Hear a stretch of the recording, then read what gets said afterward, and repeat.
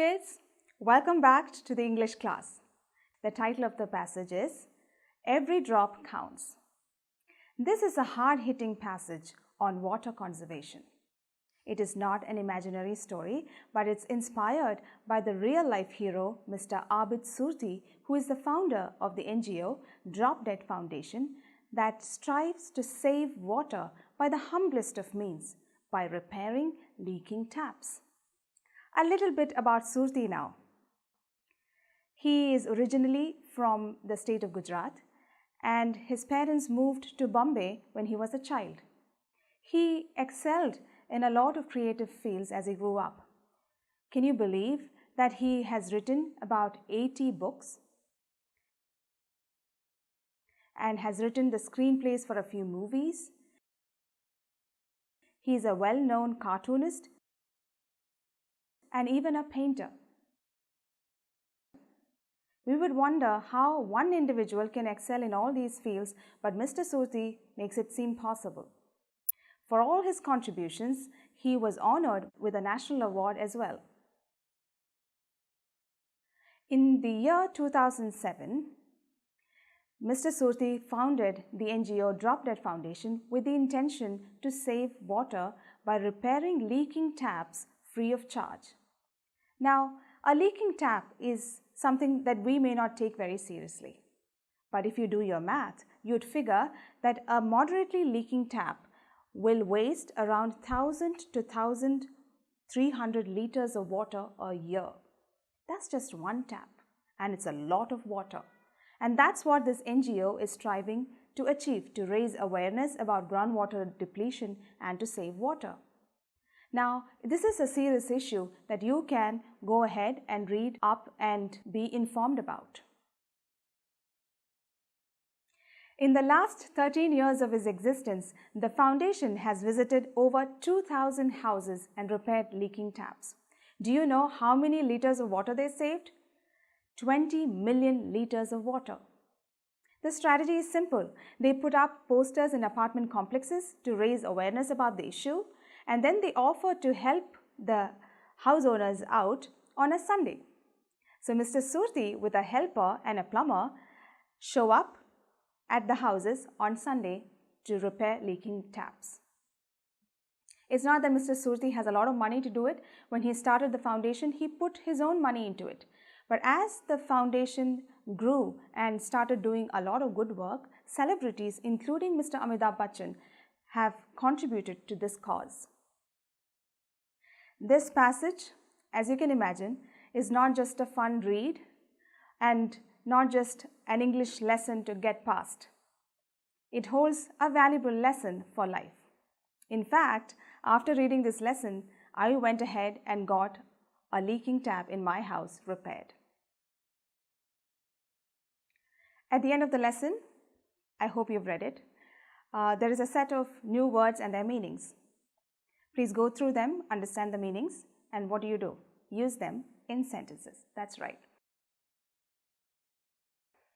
I'll give you a couple of examples. One of the words there is perish. Perish means to be destroyed. How would you use that in a sentence? You could say, the food that would perish can be kept in the refrigerator. The second word I want to look at is muffled. Muffled means to be made quieter. I could hear muffled voices across the wall. There is an exercise that is given on page number 22 about phrases. There are a lot of phrases that are used in this story. What are phrases? Phrases are again a set of words, but unlike a sentence, they don't really have perfect sense, but they do mean something. So you have to look up the meanings of these phrases and use them in sentences. I'll give you an example. There are two phrases that I would like to introduce to you, carried over and carried out. Carried over means to postpone. The work on Monday got carried over to Tuesday.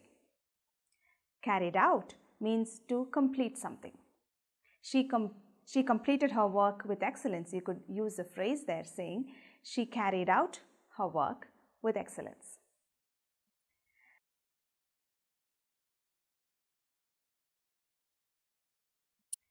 The next exercise is about anagrams. What are anagrams? Anagrams are new words that are formed by rearranging the letters of a word. For example, pal, P-A-L. Rearrange the letters and you get lap, L-A-P. Let's look at those words that are given, rearrange the letters and come up with new words or anagrams. 1. Lime. Rearrange the letters and you get mile. Remember that you have to come up with words that make sense. Second, buns. Rearrange the letters and you could get snub. Third, canoe. Anagram would be ocean. Fourth, shout. It can form the word south. Fifth one, stew. The anagram would be west. Sixth one is thorn. The anagram is north. This is followed by the comprehension questions. Answer them, and if you are in doubt, you have to revisit the passage. Let's move on to an interesting grammar section. It's about the type of nouns based on the quantity. A noun, you know what a noun is. A noun is the name of a person, a thing, or a place. A noun can be countable or uncountable. Something that can be counted is a countable noun. Example, house. We can count the number of houses, right? Then second type is uncountable nouns where you cannot count them. Example, knowledge, milk. Countable nouns can be either singular or plural. If there is only one, it is singular. If there is more than one, it is plural. An exercise that is to differentiate between countable and uncountable nouns. This is a straightforward one. You can do it all by yourself. Just see if the noun can be countable or it cannot be counted. The second part of the exercise is about converting singular nouns into plural forms. There are different rules regarding this, and I'm not going to list all of them here. Sometimes we add an S, sometimes we add ES or IES, sometimes we add EN to the singular form to make it into plural. Sometimes it's a different word altogether. English is a funny language. You have a set of rules and then you have a set of exceptions. So let's go into the exercise and see for ourselves what rule applies to each one.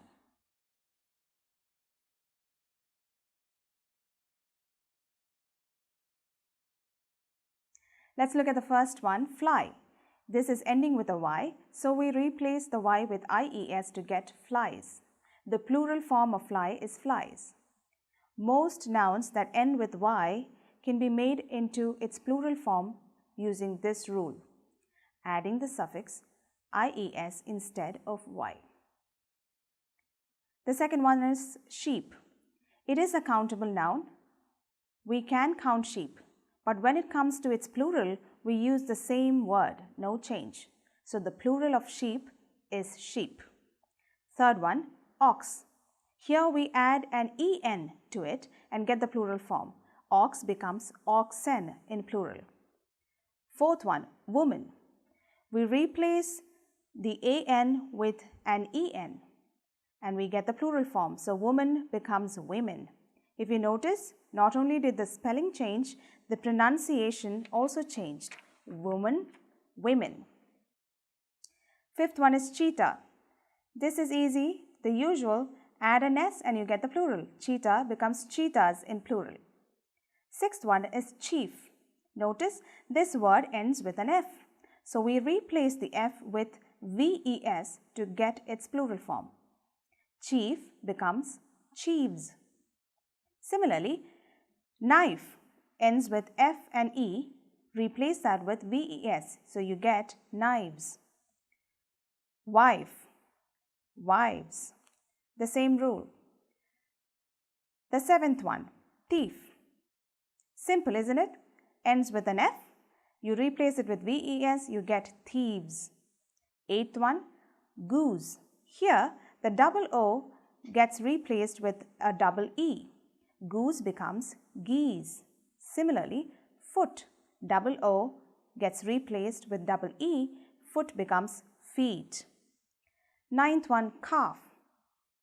Tell me how this can be converted into plural. Ends with an F, so it becomes calves.